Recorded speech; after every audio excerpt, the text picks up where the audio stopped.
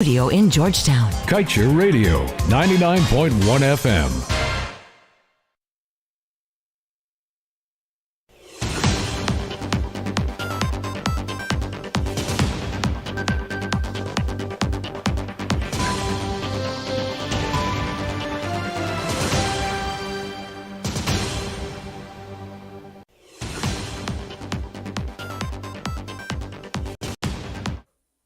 Good day. Welcome to your news at noon on Kaieteur Radio and welcome to 2023. I'm Kevin Smith. We're for first newscast for the working day in 2023. Let's tell you that the political opposition is of the firm conviction that 2022 saw disastrous oil sector governance from the PPPC administration. Specifically, Shadow Minister for the Oil and Gas Industry, David Patterson, said 2022 has come and gone without the government securing full liability coverage for oil spills from ExxonMobil. Even though this is a requirement, the permits for its 4 sanctioned projects in the Stabber block. Patterson also lambasted the government's silence on this front, saying that they ought to be forthcoming about the reasons for its failure thus far. Patterson lamented the absence of a petroleum commission being established to ensure independent management of the sector. He said the industry remains within the bosom of the President, Vice President and Natural Resources Minister, therefore exposing its governance and policies to significant political interference. He also said citizens must be alarmed by the fact that they have no clue what the government did with the withdrawal of over $600 million from the Natural Resource Fund. He said the money was moved to the Consolidated Fund, but no one, save and except for the government, knows how this money was used. He said this hinders the power of the people to hold the government accountable. And as Guyana's offshore oil boom continues to gain momentum, it is the ExxonMobil-led consortium operating the 6.6 million acre Stabber block which stands to benefit the most from what analysts describe as the last great frontier offshore oil boom. This is according to energy website oilprice.com. According to the publication, the global energy supermajor has made over 32 world-class discoveries in the Stabber block and is now pumping 360,000 barrels per day from the consortium's operations in the Liza oil field. This is a spectacular development considering that Exxon only made the first discovery in the Stabber block in May of 2015. The 2 latest discoveries were announced in October 2022, further underscoring the tremendous oil potential held by the Stabber block and offshore Guyana. While other drillers like CGX Energy have found oil in Guyana's waters, it is Exxon that is best positioned to fully benefit from the former British colony's tremendous hydrocarbon potential. And in other news, 2 persons, including a constable, have been shot dead and another injured in a New Year's Day incident which occurred at Grove Huntley, Maikoni, East Coast Demerara. Dead are 31-year-old Detective Corporal Dwayne McPherson and 22-year-old fisherman Keyshawn Budberg. Budberg's 19-year-old brother Marlon was injured. According to information, McPherson and other ranks attached to the Maikoni police station were at the time responding to a report at the Budberg's brother's residence when the police corporal and Budbergs were shot and killed, while Marlon was wounded.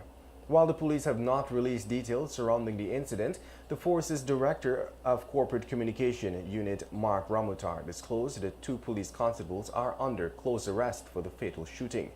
The force noted that a comprehensive probe is underway and promised to give regular updates as the investigation progresses. Meanwhile, police are investigating the alleged murder of a 25-year-old man from Middle Street, Princetown, Berbice, which occurred on Sunday. The dead man has been identified as Jason Bonat.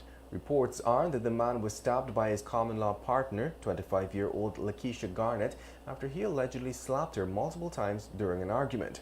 Sometime around 23 hours 30 at midnight on Sunday, the couple was at a family function at Garnett's mother's house in Princeton, Criverton, when they began quarreling with each other. Bonat allegedly slapped Garnett twice to the face, and she subsequently decided to leave the function and head home. The now dead man followed her, and another round of argument broke out at their home, resulting in Bonat hitting Garnett again. She then grabbed the kitchen knife and stabbed him once to the left side chest, report stated. And tragedy struck as a 6-month-old baby died early Monday morning in a horrific accident on the Unity Public Road, East Coast Demerara. Dead is Divine Khan of West Road, Sparendam. Police in a press release said that the accident occurred at about 1:30. The accident involved a motorcar driven by 31-year-old Davin Butts and a motorcar driven by Akeem Jarrix. The two passengers were with Akeem Jarrix, 27-year-old Dequan Khan and 6-month-old Divine Khan. Inquiries disclosed that Jarrix was proceeding west along the southern drive lane of Unity Public Road, while Butts was proceeding east along the northern drive lane. According to reports, Butts fell asleep and lost control of his car. Get the full details in today's Kaieteur News. You're listening to Kaieteur Radio. This is the news at noon. We'll return shortly after the break.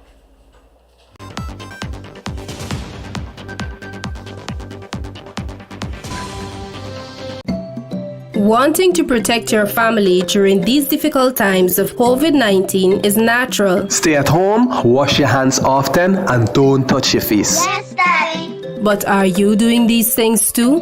And do you practice social distancing? Do you keep 3 to 6 feet away when you're shopping? Or at least stay an arm's length away in the supermarket? Remember, children learn from adults. So if you're not obeying the precautions, neither will they. We have to work towards the new normal together to keep our families safe and protected. Be part of the solution, don't add to the problem. Teach by example and do the right things. A message from the Child Care and Protection Agency, Ministry of Human Services and Social Security, and UNICEF.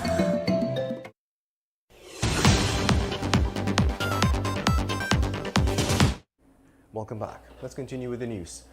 On the first day of the new year, the country welcomed some 20 babies at various hospitals across the country. The babies were delivered at the Georgetown Public Hospital Corporation Linden Hospital Complex, the New Amsterdam Hospital, and at Dr. Balwin Singh's Hospital. We understand that the Georgetown Public Hospital maternity ward saw a total of 8 deliveries on Sunday. The Linden Hospital Complex announced that it welcomed 4 new babies into the world. Regional Chairman of Region 6, David Armagon, on his Facebook page shared that at the New Amsterdam Hospital, 2 bouncing baby boys were born. And Dr. Balwin Singh's Hospital on Sunday shared that they welcomed 6 little angels at their institution. And amid the heightened cost of living situation in the country, the Guyana Agricultural and General Workers Union said that while efforts are being made by the government to ease the burden of citizens, the reliefs are not meeting them. Since returning to office, the PPPC government has unveiled a range of tax reliefs and other incentives to businesses, aimed at helping struggling Guyanese cushion the blows of the high cost of living. These measures, however, have not been passed on, and even President Ali at one time criticized the private sector for not doing so. During an address to the nation back in November last year, Ali disclosed that the benefits given to the private sector have not been passed on to local consumers. However, Gao said in 2022, the heightening cost of living is an issue that attracted the attention of many workers. Meanwhile, ExxonMobil and Chevron are expected to rake in almost $100 billion in combined profits from 2022 as the U.S. corporate oil titans capitalize on surging fossil fuel prices following Russia's invasion of Ukraine. The profit bonanza is seen by the oil majors as vindication after the companies resisted pressure from activists and some shareholders to pivot away from their core oil and gas businesses and slash climate warming emissions. Exxon was expected to record some more than $56 billion in profits in 2022, and Chevron is set to record top $37 billion, record high. That should be record highs for both companies, according to Wall Street estimates. Meanwhile, the government has entered into a loan agreement with the Bank of China for the sum of $172 million to construct the new Demerara River Bridge, even though more than $1 billion has been deposited to the Natural Resource Fund that can be used to construct the structure interest-free. The rationale behind this decision, according to former Minister of Public Infrastructure David Patterson, must be explained by the administration. The former minister reasoned the PPPC administration has now taken another loan of $172 million from the China Exim Bank for this project, despite boasting that over $1 billion will be deposited in the Natural Resource Fund for 2022. No explanation has been offered on the rationale of adding this loan to our national debt, monies which will have to be repaid by future generations when interest-free funds are readily available. And there continues to be much uncertainty regarding Guyana's environmental protection relative to oil and gas operations and local industry operators. Insurance companies and brokers are urging the Commissioner of Insurance to play a greater role in ensuring that oil companies adhere to the laws of Guyana. While a number of inconsistencies have been raised in relation to oil spill coverage here, the most important remains the lack of a parent company guarantee to cover any damage above what the operating company is able to pay. The local industry operators have added the loss of millions of US dollars to the dilemma, saying that by law, oil insurance should be held in the country where local businesses cover and earn premiums, ceding commissions and other revenue. We had recently confirmed that Guyana allowed ExxonMobil and partners to significantly reduce the oil spill insurance sum for the Liza 2 project from $2.5 billion to $600 million. It was revealed too in a news item that a local company in 2019, Diamond Fire and General Insurance, had received a $2.5 billion policy before it was reduced. And at this time, we close things off with the page 7 of today's Kaieteur News, dedicated, of course, to being blunt.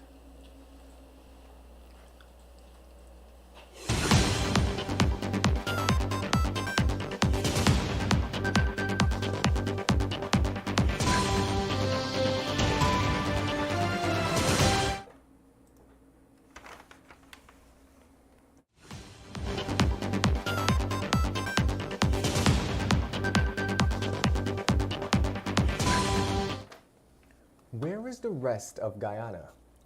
Kaieteur News has led the way. Kaieteur Radio has set an example. We have all this oil wealth, yet we have all this silence. All that can give every Guyanese a better life, but we have all this indifference. Why are our lawyers silent? Why are our parliamentarians silent, even fighting for foreigners? Why are our professionals tongue-tied? Why are our religious organizations silent, not speaking out for the poor and needy? Why are our trade unions silent? Why are the guardians of democracy silent? Where are they today? Why is our civil society mostly struck dumb? Why is the most of the mainstream media silent and speechless? Why are our letter writers silent? Why are our columnists and opinion contributions silent? What are all these groups and others unmentioned up in their thunderous silence? Are they buttering their bread with oil business or hoping to do so? Change is occurring in many places. President jailed, the president's daughter in hiding. Change must come in Guyana in 2023. The foreigners will not surrender a single cent unless we force them.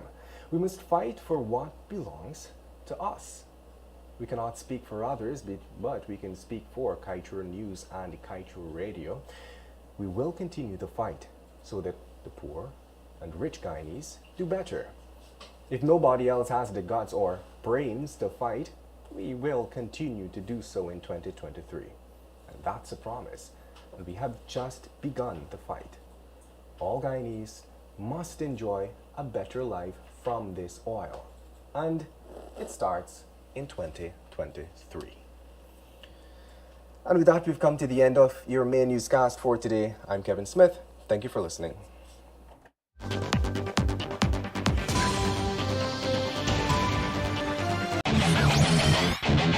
Want value for your advertising dollar?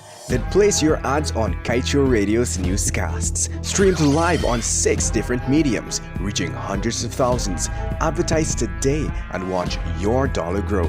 Call us on 225-8465 or 226-8210 today.